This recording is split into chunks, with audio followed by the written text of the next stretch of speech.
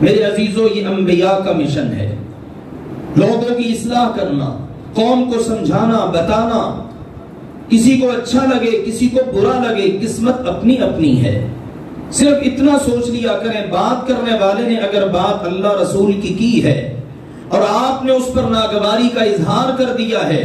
تو کہیں اس ناگواری کے بدلے میں آپ اپنے ایمان سے ہاتھ نہ دھو بیٹھیں، کیونکہ اللہ نے قرآن میں کہا فَلَا وَرَبِّكَ لَا يُؤْمِنُونَ، میرے مصطفیٰ کریم مجھے تیرا رب ہونے کی قسم ہے، کوئی بندہ اس وقت تک مومن ہی نہیں بن سکتا حَتَّى يُحَكِّمُوكَ فِي مَا شَجَرَ بَيْنَهُمْ ثُمَّ لَا يَجِدُوا فِي أَنفُسِهِمْ حَرَجًا،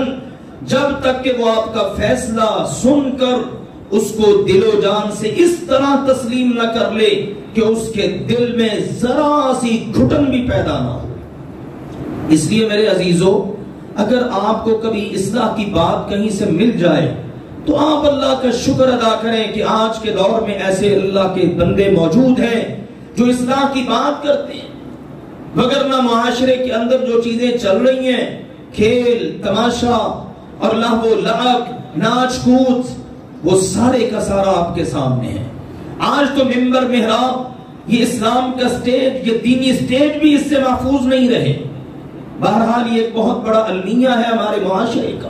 ابتدا میں بات کرنا اس لیے ضروری ہے، ہم ہی کے اندر یہ کوتاہیاں پائی جاتی ہیں جو آج ممکن ہے ہمارے سامنے آئیں۔ اب میرے اندر اگر کوتاہی ہے تو مجھے چاہیے میں اصلاح کروں،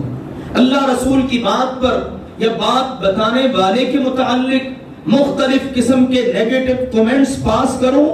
مجھے زیب نہیں دیتا۔ تو آئیے سمجھیے، اللہ کے گھر، یہ مقدس جگہیں، یہ جہاں ہم ویکلی جمعے کے لیے جمع ہوتے ہیں یا 5 وقت نماز کے لیے مرد حضرات تشریف لاتے ہیں، یہ کوئی معمولی جگہ نہیں ہے۔